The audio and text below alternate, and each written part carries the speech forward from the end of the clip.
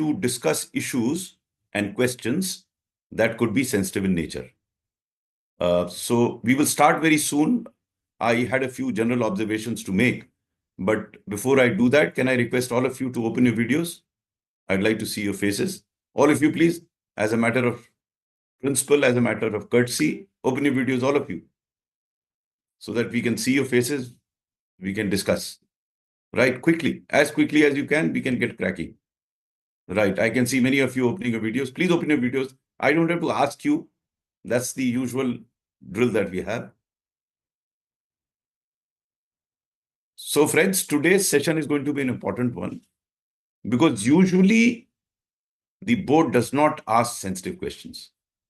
But if they do, you should be prepared. The objective today would not be to give answers to a question. In fact, I'll seek answers from you all. I'll seek questions and answers from you all. But I will try and how to structure such questions. And not only would it help you in structuring answers to these sensitive questions, it will help you structure answers to any question that you get. It's very important to get into that mold of how should you answer such questions.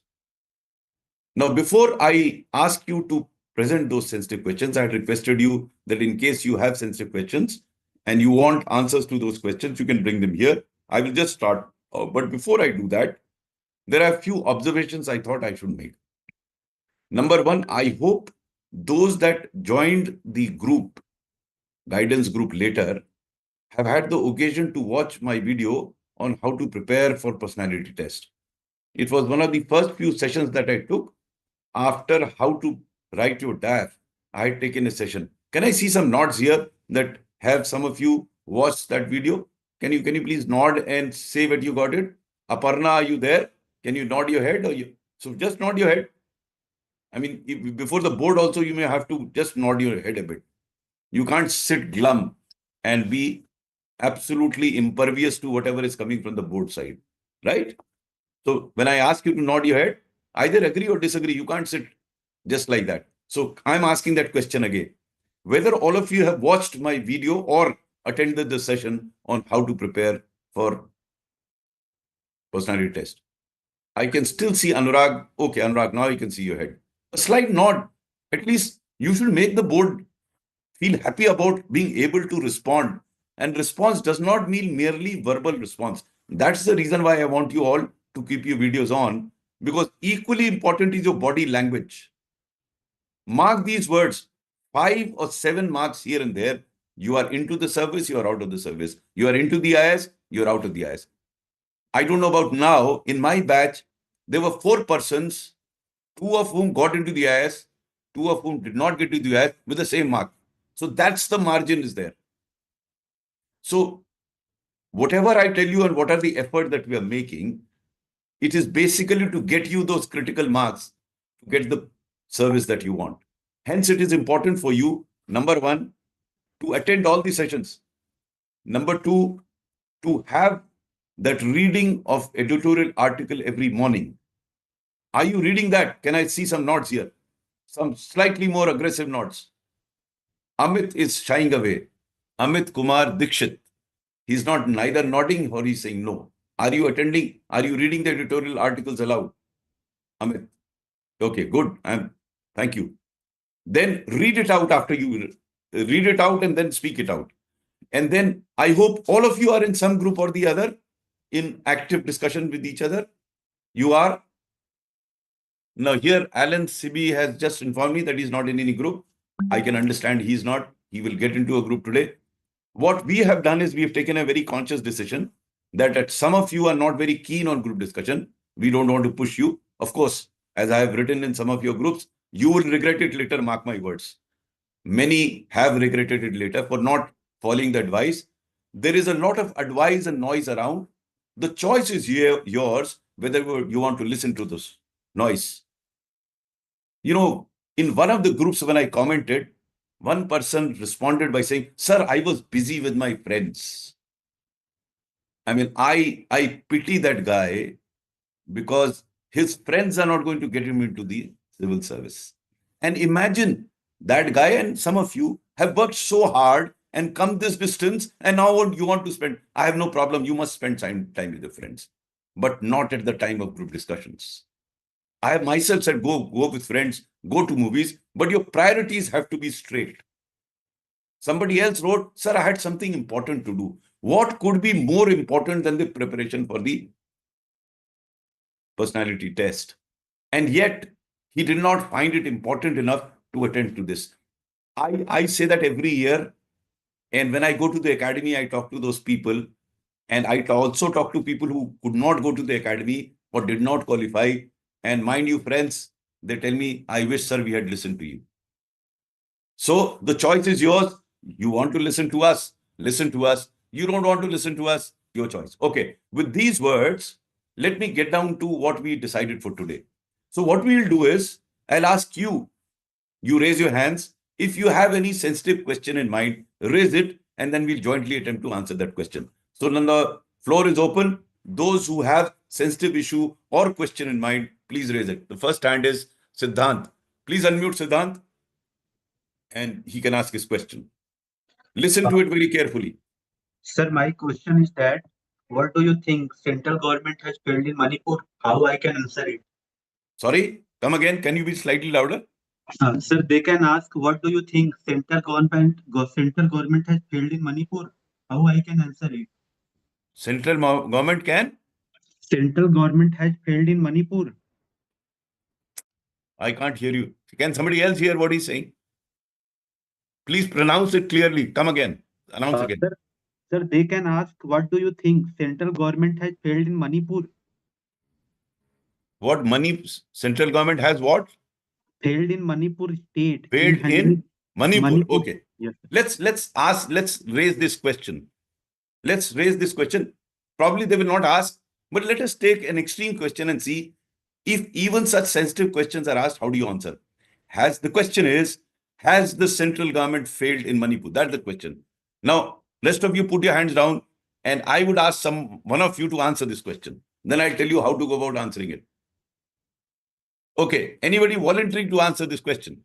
Has central? Okay, I have a hand here. Mridul, please answer this question. Mridul Pundir, unmute him. Please unmute Mridul.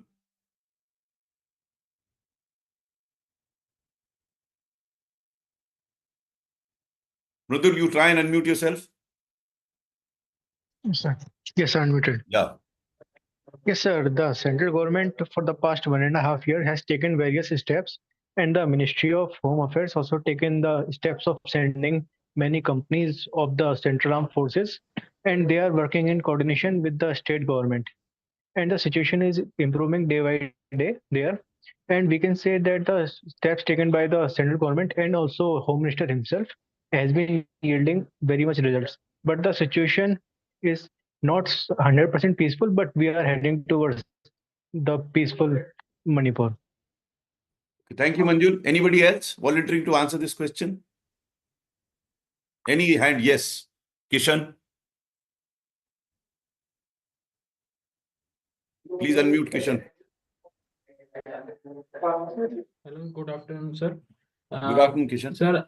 Sir, I would not, in my opinion, I would not say the central government has failed it. They failed in Manipur, sir. A lot of steps has been taken across the board, sir, be it including the visit of the Honorable Union Home Minister to Manipur and holding talks across all the major parties, stakeholders, be it meaties or be it cookies.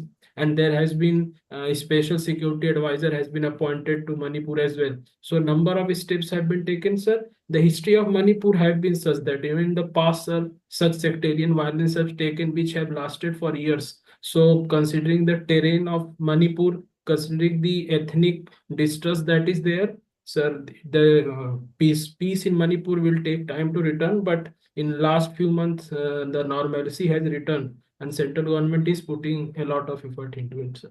Okay, thank you. Now we can go on and on. I see more hands, but I will close it here because I want to take many more questions. Now, both of you are right, but if you recall my presentation on how to answer questions, you remember never start with yes and no. Both Mridul and the other person started with saying government has done. You can start with the following sentence. Sir, before we come to any conclusion regarding the failure or not of government, we have to examine what all steps has the central government taken. All of you listen to this carefully. What am I doing? I am laying the background of my answer. There are two advantages of it. Number one, you are not concluding before making a statement. Try not to do that. And secondly, you are buying a few seconds to give it a thought on what you're going to say instead of jumping onto it. I can see Asha nodding. And I tell you, I can right now say she will do well in interview. Very slight nod. She is giving me an impression that she's listening to me. Communication is not merely speaking. It is also indicating that you are listening. Most of you go to, I don't know how many coaching institutes, you will read books after books preparing for the personality test. You will attend tens of mock interviews. No one is going to tell you this. I'm not saying you should not vigorously, but a slight acknowledgement of what's being told to you. And that is the reason why I want your videos to be open. Slight nod makes the other person feel good that you are listening to him. These are small, small things. Now, coming back to the question, never ever start by yes or no. And if you think over what I'm trying to tell you is, anyone would want to approach an answer in this manner. Sir, we can only conclude after we've examined what the government has done or hasn't done. You can then come to your conclusions. The second step should be try and build the positives first, what the government has done. And someone rightly pointed out, sir, there a lot more can be done and perhaps should be done. So you are not going totally along with the central government. You will appear as a very balanced person who looks at both what has happened and what has not happened and what should happen. Am I clear to all of you?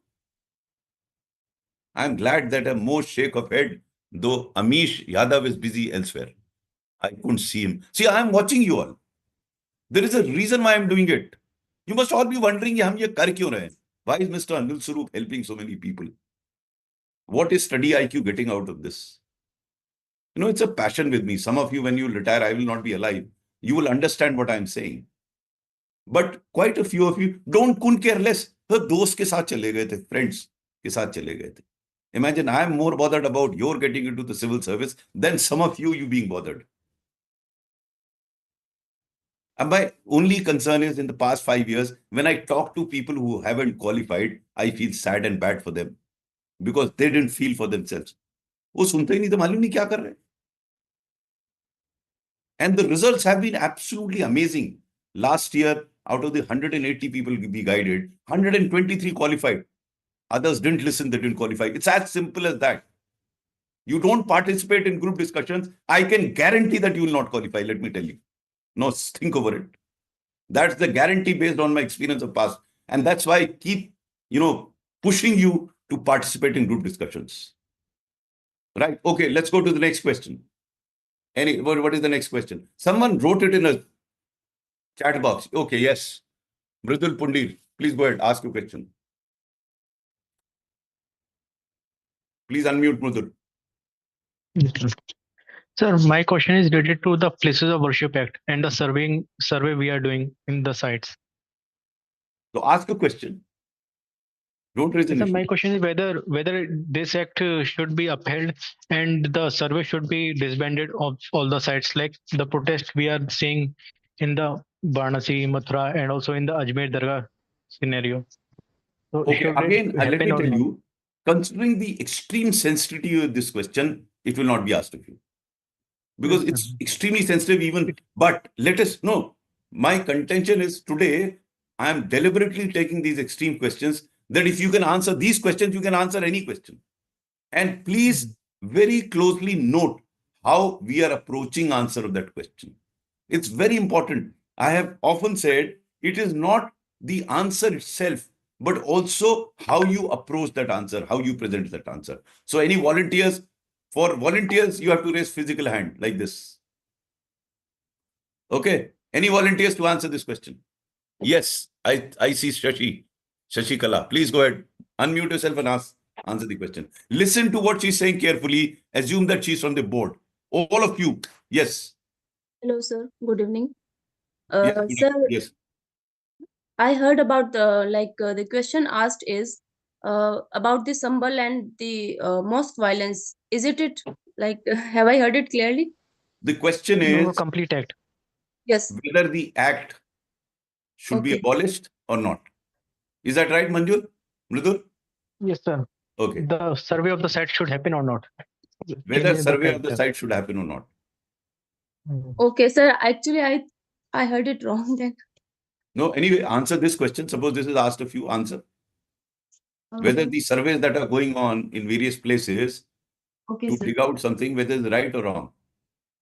Sir, I feel that Archaeological Survey of India, it is doing a good job regarding the ancient history and all. But I think that if any devotion, if any reverence is related, if anything is related to faith, then I think that both of the communities or all the communities should be the compromise should be very um, like it should not be against any community, and every sect or the community, they should be satisfied with the situation. So I feel Shashi, are you reading the editorial article aloud in the morning? yes, sir, I'm doing, sir. Please that regularly. Your Yes, diction sir. will improve. Okay. We Okay. have some other volunteers here. There is a name SSS. I don't know what your name is. He may be unmuted and he may answer the question. Please introduce yourself. Yeah. Hello, good afternoon, sir. I am Sumit Surwade. Yes, sir. Sir,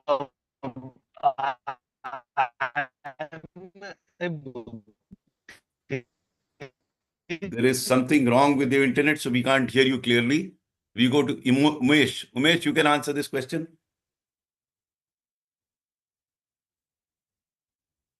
Sir, good afternoon, sir. Sir, the recent and Just hold on, regarding SSS. the SSS, please hold the on. excavation Yeah. or the Yes, Umesh.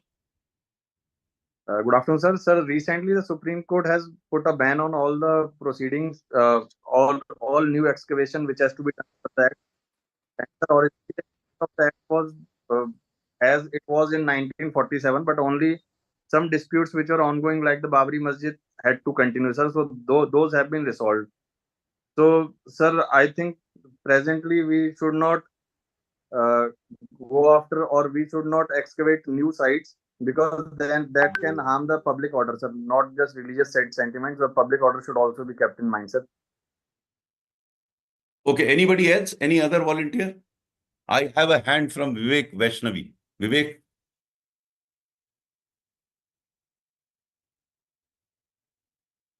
Please unmute Vivek Vaishnavi. Yeah. Sir, keeping in mind the recent observation by the Supreme Court on holding all the further proceedings or all the further surveys, and also keeping in mind that this is a very sensitive issue, we have seen that time and again this issue has been raised. Although the 1991 Act is very clear on the Places of Worship Act that there should be no new dispute or no new such issues should be entertained. But because the issue is being raised again and again, there have been some talks of a Truth and Reconciliation Commission. So both of these parties, both the leaders or representatives from both the parties, can be brought together, and there can be a consensus building between both leaders of both the faiths, and therefore we can have a peaceful resolution and a very long-term and sustainable resolution of the issue. Okay, Shefali, over to you. Shefali, please unmute her.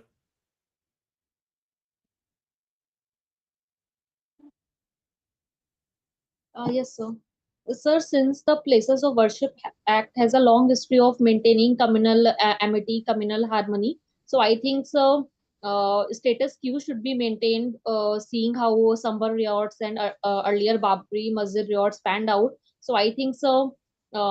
Respecting the communal sentiments also, sir. Status quo has should be maintained, sir. Okay, now, since though there are more hands, I'm stopping here because we like to take many more issues. Now, of the answers that were given, I hope you all heard what Vivek said. not only was it well structured, the articulation was very clear. There was no hesitancy. He was very clear. So, but when you open the statement, what would you say, sir? If I were to give an answer to that, I would admit, sir, it's a very, very sensitive issue. There's no harm in admitting it. You admit, sir, it's a very extremely sensitive issue. And in those 3 words, 4 words, I've thought about the answer. Sir, we have to look at the legal aspect. We have to understand the social implication. So I'm structuring my answer, see. So the legal aspect is, sir, the Supreme Court has already put a stay on that. And I think we should patiently wait for the Supreme Court to say that. But apart from that, sir, we have to understand the social implications of whichever step we take. You have completed your answer. Now, if they want to go into the detail, you will go into the detail. You understood what I had tried to do? Structuring of the answers is very, very critical, whatever the question is. Because of the answers that I saw Vivek having structured it the best. Of course, he did not talk about the social implication as much as of the legal part, but the legal part is very clear. And if you can start by saying, they will then come to the conclusion that this man thinks logically. He understands the issue, breaks it into components and attempts to answer them. The legal part, the social part. In some questions, there could be an economic part. So if you can break it into it, you will appear as a person who looks at issue in a very logical manner. Have you all got this point? I'm glad many more are shaking heads now. It will help. Friends, I keep going back to your practice in group discussion. Group discussion should be as if you are sitting in a board. No one should be jumping from one thing to the other. As if you're sitting in a board. And I'm digressing a bit. After a week or 10 days, these groups will morph into alternative days of mock interviews. So one person will be interviewed by other 4. I benefited personally enormously through these group discussions and this group mock interview, not an outsider. An oldie like me will never be able to give you the right flavor of what you should know. Amongst you all, you are very knowledgeable, so you will be able to ask good questions of each other. So do that. Continue in your group. Come what may, don't miss out on group discussion. I feel sad that the committed ones are saying, please join the group, please join the group. ऐसे बाकी लोग कुछ एहसान कर रहे हैं उस पर. I mean, I feel aghast. मुझे वाकई, I mean, I have lived my life. मुझे समझ में नहीं आता जिस चीज में आपका भला है वो क्यों नहीं कर रहे आप? I mean, I am aghast. Someone in the group is pleading, please join, please join. और हम अपने दोस्तों के साथ व्यस्त हैं. 4 साल बाद अपने दोस्तों के साथ जब रिजल्ट आ जाएगा तो बैठ लीजिए. सोचिएगा. I'm asking you all to do this because I see failures on the face of some people, which is very sad, having come this distance. Why should you do that? Please, for your own sake, do what we are trying to do. People have succeeded and they are smiling today, right? Okay, we take the next question. Bhavna, you can raise your question. Sir, one question is here. Like, if you were the DM and receive an order for the excavation of the religious site, how would you handle the situation? Okay. I mean, the question is a bit very limited one. It will have to be defined further, but let's take the question that you asked, because you can't ask the board member to ask a particular question. They can ask anything. So let's assume that Bhavna is the board member and he's asked the question of you. Who would answer this question? Any hands?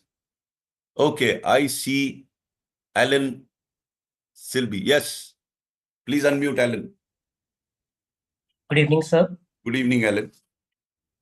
So at the first instance, I would like to analyze from where the order has come, if it has been given to me from a competent authority. If the order has come from a competent authority, next step, since given the current circumstances, I would like to politely inform them, sir, the recent order has been given by Supreme Court to currently stop all the excavations. Then I would like to wait for the order that is being given by them, whether to proceed further or to continue with it. Wonderful. You know, I hope all of you have listened to this. Some of you will start by saying, no, sir, we will do it or we will not do it. This is how an answer has to be given. He's not started by yes or no. In fact, in the end also, he doesn't say yes or no. But the answer is complete. So the board is not looking for the answer. They are looking at how you approach an answer. I'm not opening it for any other answer because I think this is a very, very good answer. Bhavna, how many marks will you give Alan for this answer? Sir, this was wonderful answer. Sir, but Yeah. I think, sir, I have one thing that, sir, in this question, I think Supreme Court has not banned the excavations of religious sites. Rather, it only banned the present work that was being done by the Archaeological Survey of India. So, as per my understanding, the excavation is allowed now also. Okay, so the board can ask this counter question of Alan that has the Supreme Court start excavation. This gets covered by the initial part of his answer. When he says, I will examine. He's not saying I will immediately write to my bosses that we can't do it. He said, I will examine whether it violates the order of the Supreme Court. And if it does, I will inform them. I think it covers your question, right? Excellent. Now there is a in the chat box it has been said that whether we can discuss it in English. My friends, we will either do Hindi or English. No English.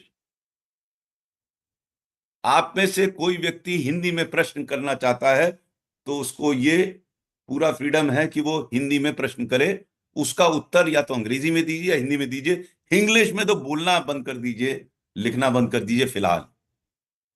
एक ही भाषा बोलिए, या हिंदी बोलिए या अंग्रेजी बोलिए। आपके लिए भी उचित होगा कि आप वहां जाके इंग्लिश मत बोलने लगिएगा। बोलिए, अंग्रेजी बोलिए या हिंदी बोलिए, दोनों भाषाएं बहुत बढ़िया है। Okay, I'm glad he says okay, sir. Now, next question. Who would want to raise this question? Umesh, you have spoken or you haven't? Okay. Umesh, you can ask a question. Unmute yourself. Ask a question. Sir, I wanted to ask, sir, like many of us are working in government departments, sir, and each department sometime or the other comes into the limelight due to corruption. Sir. So if we are asked a question of corruption, sir, so how should we approach this? Okay, frame a specific question. You know, it's much easier. If I'm going to throw a question to somebody, ask a question on corruption. Ask what question? Sir, do you think that your department is corruption ridden, and what steps will you overtake? Have you taken or will you take to overcome this thing, sir? Okay, let me reformulate the question. You are working in a government department.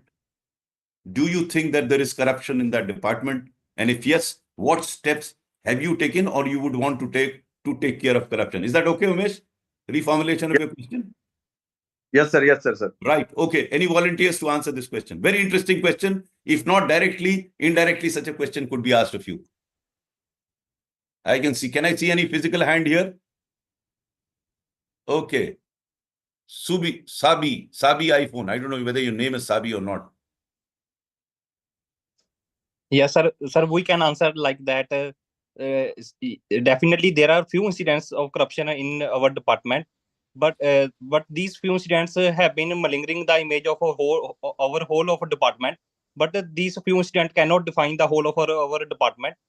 So, in order to curb the instances of corruption, we can take various steps like e-governance, reducing the discretion level of the officers, as well as empowering the citizens or the beneficiaries with their citizen rights, as well as the citizen charter updation regularly. Okay, we have Rakesh Meena's hand there. Rakesh, would you like to answer this question? Yes, sir.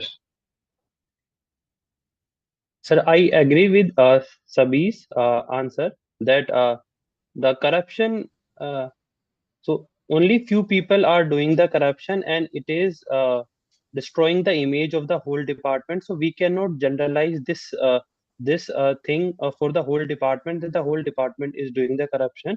And if there is any incident of corruption, to remove it, we have to use a multi-pronged strategy.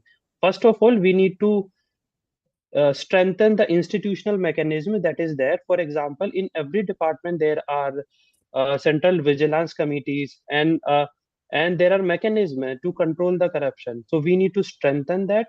Secondly, we need to empower the citizen so that uh, they can be a helping hand to the department. For example, we can use the technology and the social media through which they can upload their queries. They can anonymously send the proof so that the department can use those proof and start the investigation. Okay, anybody else? Yes, Aparna.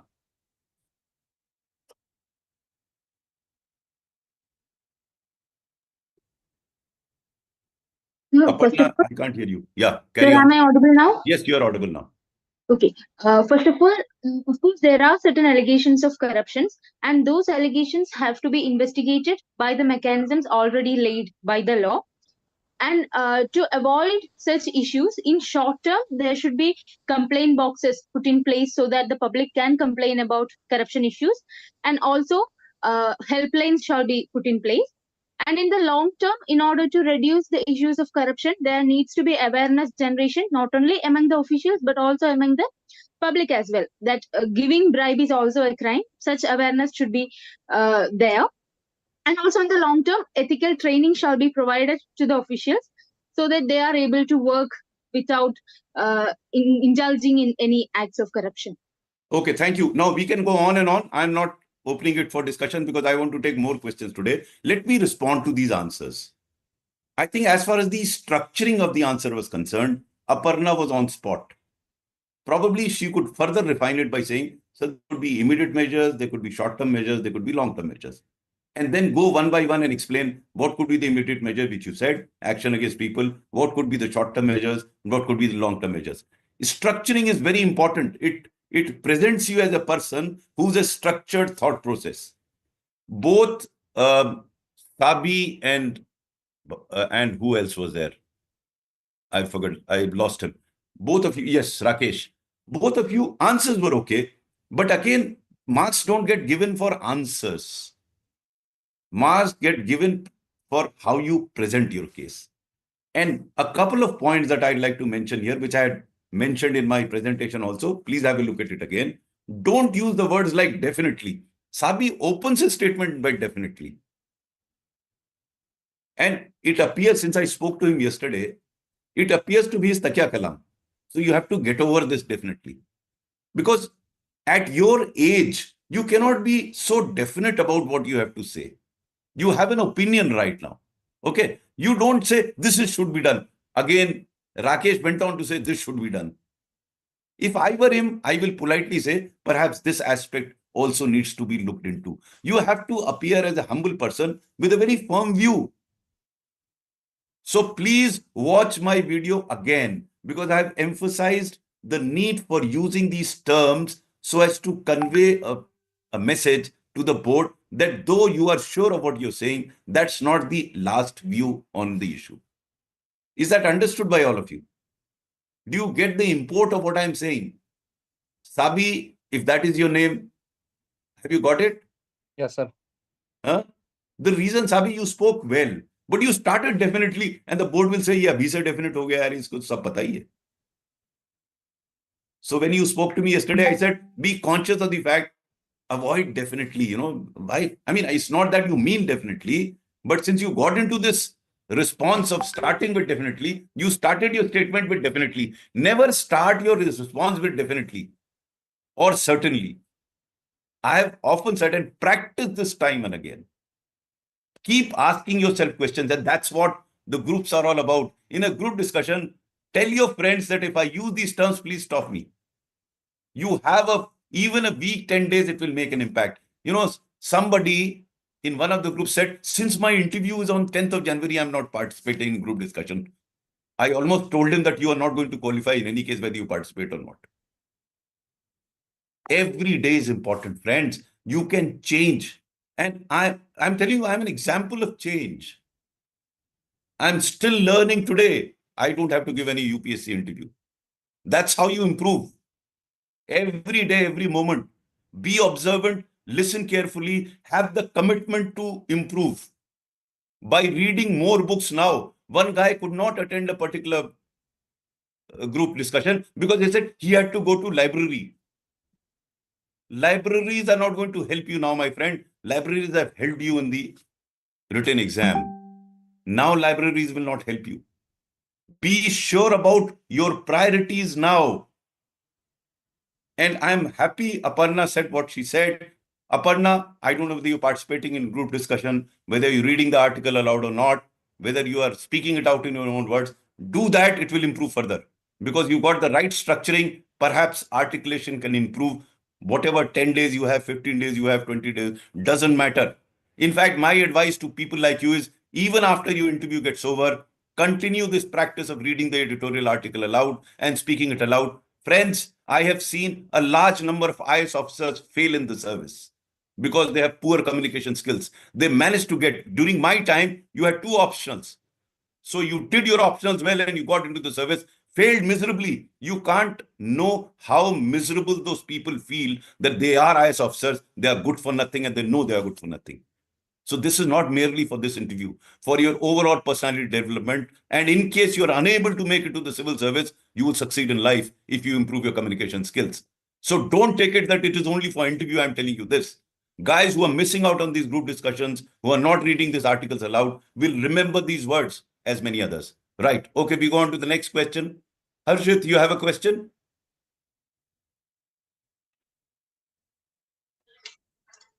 Good evening, sir. Am I audible? Good evening.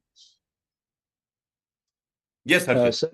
Sir, in one of my mock, I was asked that since I am a history student, so I was asked that what is my opinion on rewriting of history. So I sometimes feel that it is a bit controversial. So how to answer such questions? Okay, very good question. This could be asked. This question could be asked. Any volunteers to answer this question? I don't. Yes, I see. Suraj Raman. Hello. Yes, evening, Suraj. sir. Suraj, please go ahead. Sir, my answer to this question would be, sir, history is a dynamic and a interpretive subject. It can lead to a lot of interpretation. Maybe tomorrow there can be another cycle of again rewriting the history. It will start again and again. Okay. So we should, rather than read history, what we is we should revisit the local leaders that we had. For example, the government is also doing it in the form of Azadi Ka Amrit Mahotsav. Okay. I have Shriyansh Rai. Shriyansh.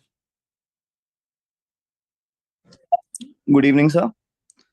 So before commenting on whether history is being rewritten, it's necessary to analyze that as a history as a subject is evolving and dynamic each and day. If there are new facts which are unearthed, then the course of action, the history changes. So it's not history as if it's a static subject. It's a very dynamic subject, and there is no point if we debate on this whether it's being written or rewritten or not. It's an evolving subject and we have to continue with the pace of time. Okay. Bhavna?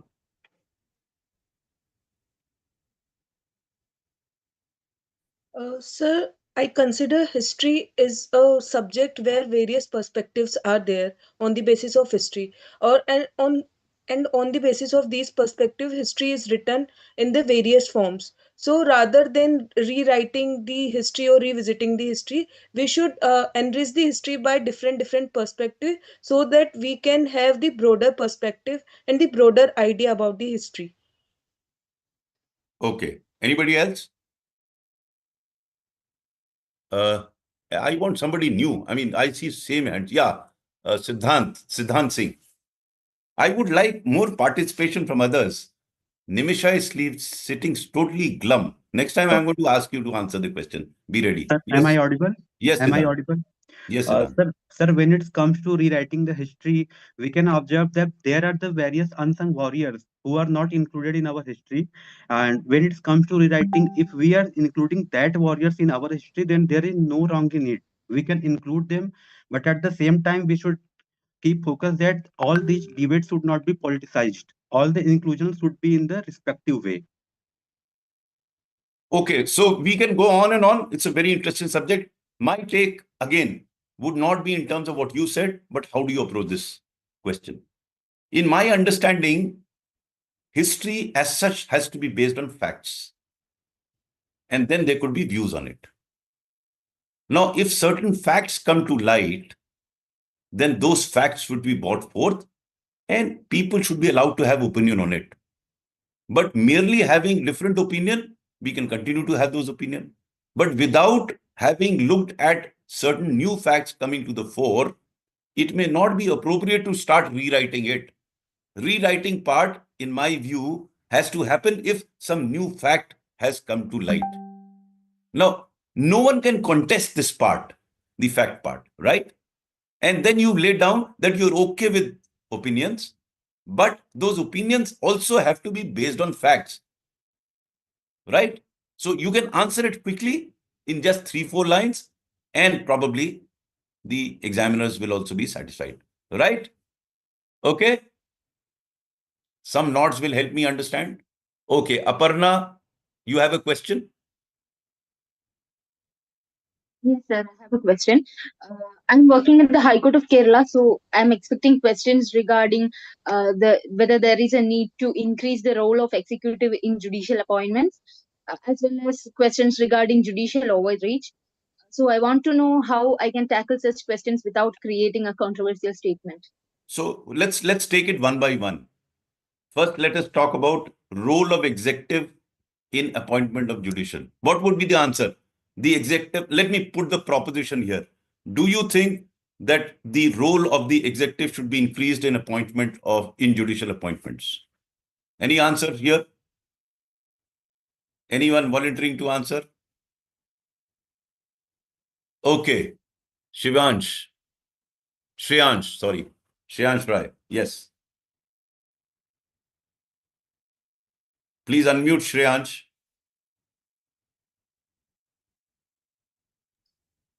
Yes, Shreyansh. Sir, judicial appointments at the end of the day should be based on judicial primacy and not judicial exclusivity. And that's why, sir, there should be a greater role of executive, but the final say should be in the hands of judiciary so that a greater synergy can be made in the appointment. Before passing on to somebody else, Shreyansh, you should listen to what I say carefully in how do you start a question. You've given a judgment in the first sentence itself. Your judgment may be right. I'm not even passing a judgment on your judgment. But how do you start? You said this should be done. You must be what, 25, 26, 27, 28 years. In 20 years, you have to come to conclusions. And I have requested all of you, suggested to all of you, be very humble about your statements. This should be done, that should be done, this should be done. All of you should listen to this carefully. Never start by statement by saying this should be done. Make a, opening remark can't be this is how it should be. Right? Okay. We go to somebody else who has not spoken so far. So since Nimisha refuses to speak, I'll request her to answer this question. Some of you, if you don't raise your hands, I'm going to call out your name. Yes, Nimisha, how would you answer this question? Nimisha, unmute yourself. No, I can't listen. I can't hear you. Please unmute, Nimisha.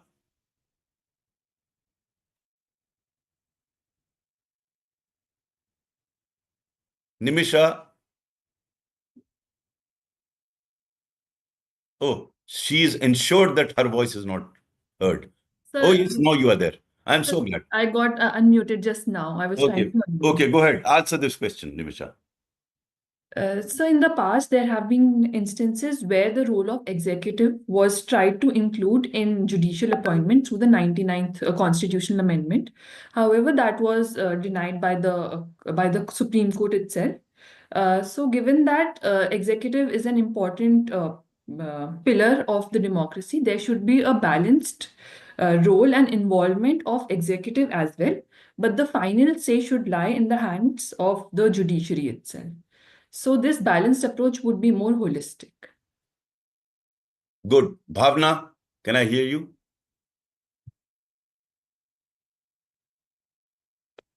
Yes, sir. Sir, I consider that the core of the judiciary is the judicial independence. So it is very important to maintain the judicial independence for the effective functioning of the judiciary. Sir, the collaborative role of the executive and judiciary is very much required rather than the separation of power or the encroachment of the one institution over the other. So, sir, I consider that the proper collaboration and the balanced approach, where the effective areas such as the examination conduction can be given to the executives, but the final appointment should be in the hand of the judiciary only. Now let me pass a judgment on let me pass a judgment on this. I think both Nimisha and Bhavna have answered it very well. And I don't know why Nimisha was not responding to with nods or something, but I'm glad she spoke, and she spoke very well. Only one observation with regard to Bhavna, you should be careful about some terms that you use, like separation of powers. Now that will lead to a different debate altogether, because you don't really mean separation of powers when you say there should be. You use the term, I think it came out of your mouth, but don't use such terms. To others, Mridul, I have already said, should not start with should, okay? Should not start with should. Your answer was very good. You explained it very well. So you have to bring about a balance. Again, as I said during my presentation, you are not expected to give a definitive reply on a sensitive issue like this. But on this, you can actually say, sir, though you can start by saying that, sir, whatever little I've heard of it, the Supreme Court has already decided that it should be in a particular way. Though in my personal view, I think there should be a greater balance between executive. Executive has to have a say in the appointment, though the final, as all of you said, final say should be the judiciary, for the simple reason the independence of judiciary will be impacted if judiciary doesn't have a final say. So all of you spoke well, but perhaps the structuring by Bhavna and Nitisha or Nimisha. I'm sorry, I called you Nimisha, it's Nitisha. Okay. So structuring was very good. Now, we are running out of time, so we can take one or two more questions. Next question, any Vivek Vaishnavi. Vivek. So I come from state of Bihar, and if I'm asked a question that you are posted as a superintendent of police, and you get direct orders from your bosses to diffuse a crowd of students who have certain demands regarding cancellation of examination, which is going on right now, and you get direct orders to diffuse the crowd by using force. So how would you respond? Because those students may or may not, because it's a peaceful protest. How would you respond? Any volunteers to answer this question? Let me have those people who have not spoken so far. Let me see the hands of others. There is somebody hiding here right at the bottom. It is what? Arindam Balaguru. Arvindan Balaguru. He was writing behind. So, okay, Arvindam, can I get you to answer this question?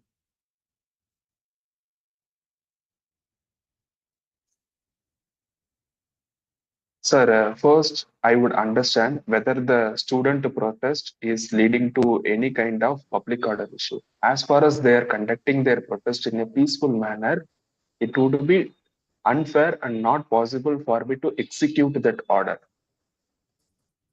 See, when you say unfair, it is fine, but not possible. Why do you use that word? It's a redundant word to be used there. Unfair was fine. Then you said not possible. It is possible. It is unfair to do it, but it's certainly possible. Why do you say it's not possible? It is possible, but unfair. So, all this will come to you if you practice. I don't know whether, Arindam, you're a part of a group discussion, you are reading or not. You have to get drill so that you get the right word. Like somebody used the word separation of power.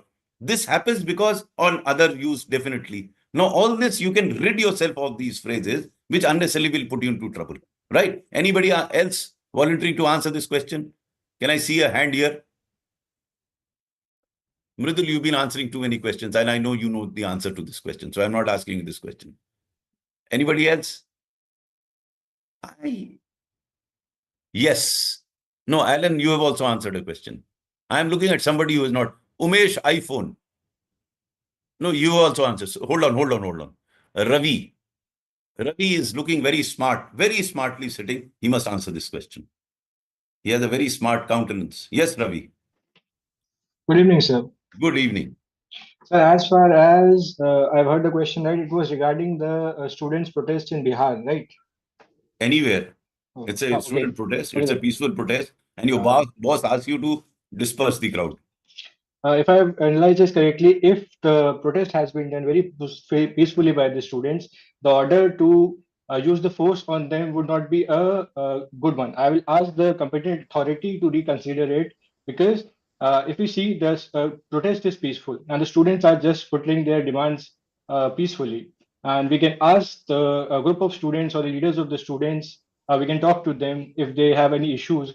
We can talk and solve those issues correctly, sir. There was somebody in High Court.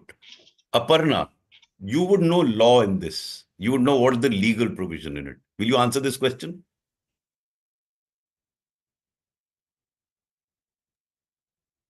Sir, I think the Constitution itself has guaranteed us the right to protest peacefully without arms. The fundamental rights guarantees that.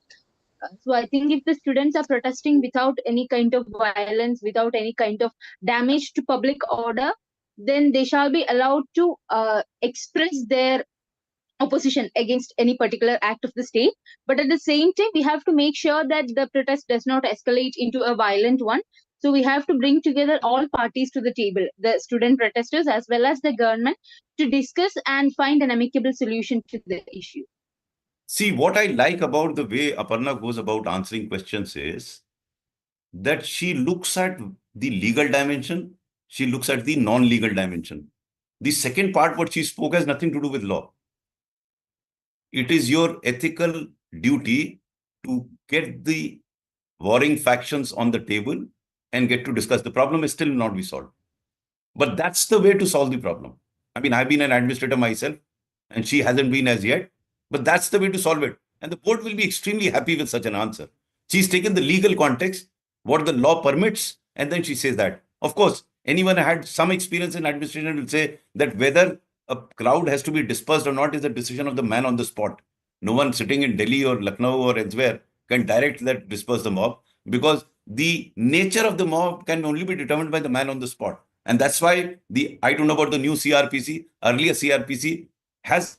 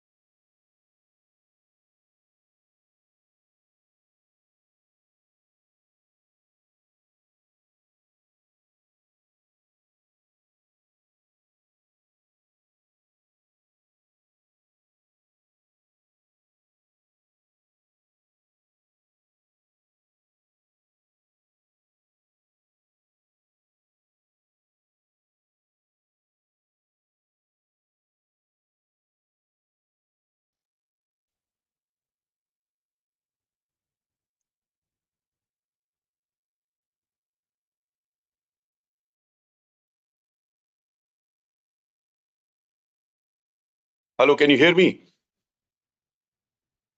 Hello.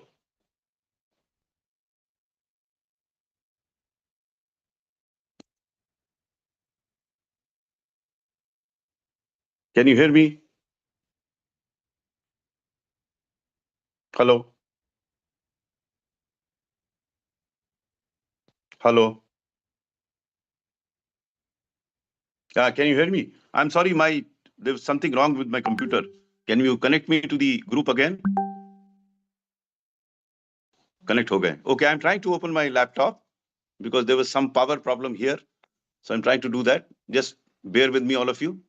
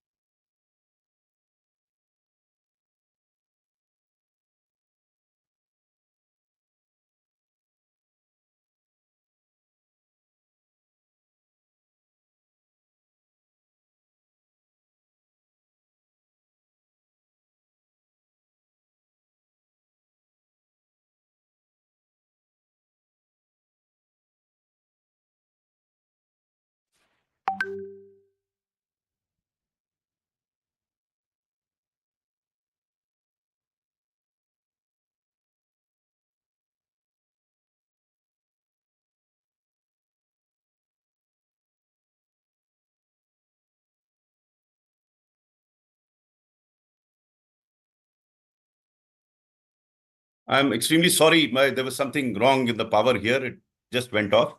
So we can take the next question. Okay. Nitisha, you can ask your question. So my question is, should hijab be banned in educational institutions? Very good question. I mean, this was asked last year, actually. So you raised this question.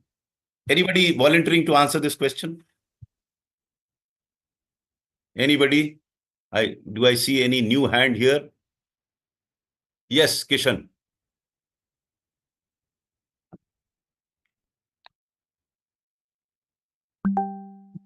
Is in the case of hijab, sir, the Honorable Supreme Court has itself given a counter judgment where they have held that while keeping the right to education of the every student or children in mind, it should be the decision should be taken at the state level or at the level of the school authority so as to maintain the public order as well as the educational rights of the children, which should not be hampered at any cost. Right. Rakesh Meena, you've spoken before, but let me hear you. Yes, Rakesh, since I don't see any other hand. Yes, Rakesh. Yes. Yeah. Sir, in my opinion, the Supreme Court has already mentioned that if any practice is essential to that religion, then it should be allowed. However, wearing hijab is not essential for Islam religion, so it should not be allowed. And secondly, there should be efforts to promote uniformity in the school. So in that case, the hijab would not be allowed in the school because it is not an essential practice of the religion. Okay, I am not conversant whether Supreme Court said the second part. Did they? Will somebody else confirm it? Did the Supreme Court say that it is not an essential part of? To my mind, I am not sure. I mean, if you are sure, make such a statement before the board because it's a factual statement. That whether the Supreme Court made that statement or not, if you have even 1% doubt, don't make that statement because that doesn't help you in any case. I mean, I'm making a very general observation here.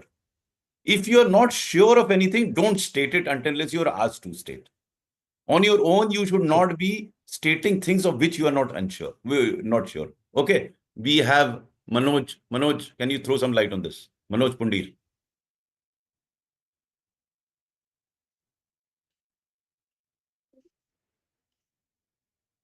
Yes, Manoj. Yes, sir. Yes, sir, the hijab, which is part of attire of Muslim women, is according to them the part of their practicing the religion. And if it goes with their uniforms decided by the institute, it should be allowed, as also said by our honorable Supreme Court. But if it is disallowed by the institution itself, like the police service or the military service, then it can be disallowed by them. So it should be based on a case to case maintained here. So now let me not answer this question. Let me tell you how do you structure this question. There is a legal dimension to it. There, I'm not fully conversant with what Supreme Court says. You can say that. Then there is a regulatory dimension of the school or the state. Now, schools can decide what the uniform should be. Okay. If it is not violate a particular law, then the regulations of the school are the law for that school. So I'm telling you how to structure a question. I will start with the school and say, if the school has a regulation which is uniformly applicable to all students, to my mind, that shall be applicable so long as it does not violate a law or violate a direction of the court, which is also a law. It's as simple as that. People have complicated this issue unnecessarily. The simple formulation is that a school has the right to prescribe a uniform. And let us say, for example, if it bans hijab, okay.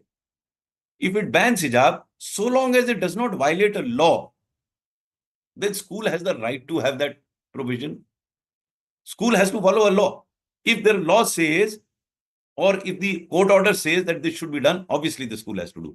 But apart from that, with uniform, what should be the length of the trouser, what should be the length of the tie, what should be the length, has to be decided by the school. No one else can decide, provided it does not violate a law. Why I am mentioning this is, whenever you answer a question, you have to look at these dimensions. I don't see that lady here from Kerala who was looking at the legal and the extra legal aspects or the social aspects. That's how your answers need to be structured. Okay. Okay, let me take the next question. Anybody? I mean, there are only few speakers who raise their hands and there are no others either asking question. Okay. Rakesh, Meena, you can ask your question. Sir, my question is regarding the previous question only. Sir, I have just checked. Sir, the Karnataka High Court 2022 ruling said that no wearing a hijab is not considered an essential religious practice in India. That is why that issue was subsided. So, like, if I know this specific information, as I mentioned in my last answer also. It's fine. As I said, you have to be sure of facts. Sir. You can have different opinions, but facts cannot be reworked. Okay, Reenu was there. Yes, Reenu. You wanted to ask a question. Unmute yourself, Reenu. Unmute yourself. You are on mute. Yes. Yes, sir. So regarding the Russia-Ukraine issue, Russia has committed gross humanitarian violations, but India has still imported cheap Russian oil. Do you think it is ethically right? Okay, a very good question. Any answers? Any volunteers here to answer this question? Excellent question. Mridul is always there to answer. You speak very well, but I'd like to have somebody else.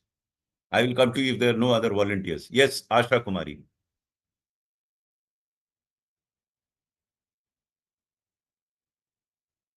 Reenu, why have you gone off the radar? Yes, Asha. Yeah.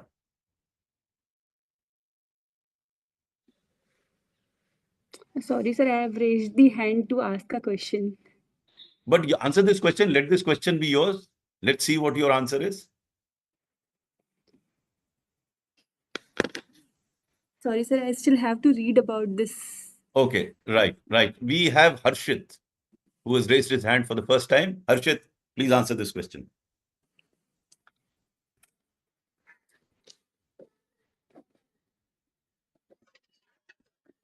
Sir, there are allegations against Russia that it has conducted genocide in Ukraine. But And there are also allegations from the Western countries, particularly the European countries, that we are supporting the Russian regime by importing the cheap crude oil. However, we need to look at the our national interest by we need to look at the national interest because we have a large population and we depend a lot on the crude oil, and wherever we get the crude oil, we perhaps need to import that.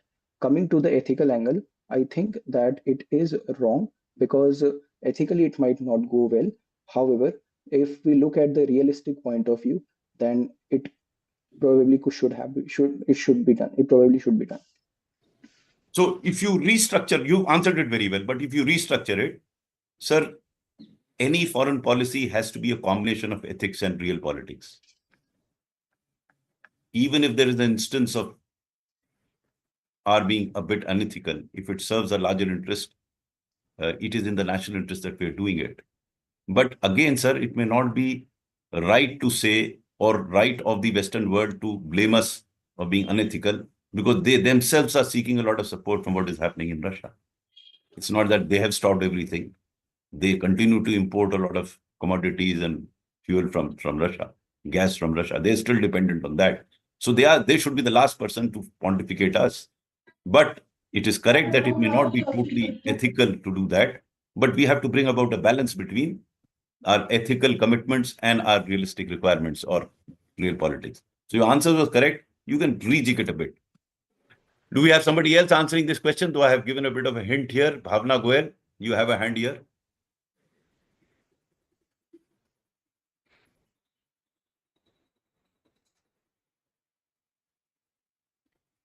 Yes, sir. My answer was on the line of yours. That in international relation, national interest is the priority and the superior thing that is considered by every nation.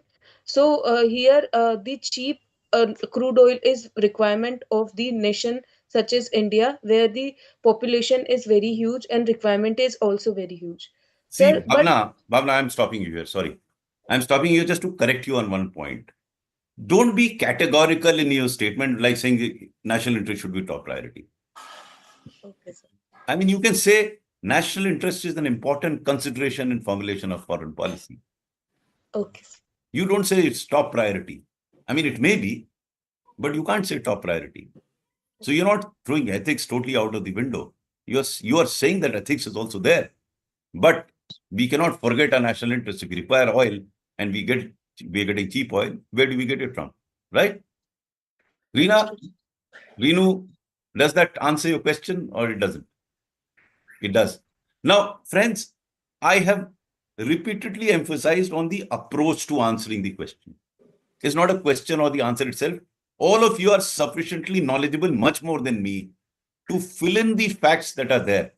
And we had somebody telling us in quoting from the High Court that this is correct. So I don't know what the decision was. My value addition to your statements is basically in terms of how do you go about it. Now, we've run out of time. I wish I could continue, but if you all want, we can have another session on sensitive questions or other questions. If that is okay with you, you can mention it in the group. We can have another round. I have benefited from some of the information that I got. And I also got a good feedback about the way you are preparing yourself. Some of the answers were brilliant. I'm sure they're going to do well. As we close, my suggestion to all of you is don't miss the group discussions. They can be exactly like the way we are doing it here. I mean, I can't be available to you to every group every day. I do get into some of the groups and my frequency in attendance to that group will increase. I'll try and contribute there as well. But I'd like to share my thoughts with all of you in a session like this. So in case you all want more sessions like this, where more questions could be discussed, I can have more sessions and it's not very difficult for me to eke out an hour once in 2-3 days and we can have another session. The next session, however, is on 4th of January with the topper of 2016 batch, Gaurav Goel. He did wonderfully well in an interview. He's doing very well as an officer. You'll enjoy listening to him and prepare questions. I would also suggest that in case you want a similar session again, the one that we had today, prepare your questions. Compliments to you. You all came up with very, very relevant questions today. some of this, if not directly, will give you an idea how to approach answering these questions. I may not have answered some of the other questions that you want to ask today, but don't worry, I'll be back again. I can be back in 2-3 days time, as and when time, depending on your request. All this will be done on the basis of your request. You can request in the group and I'll come back to you. But do participate in group discussions. Do read the editorial articles aloud. Do speak the articles after you've read them, and read my messages carefully in the group. Do that. God bless you. Keep smiling. All the best to you. I'm sure you all will do well.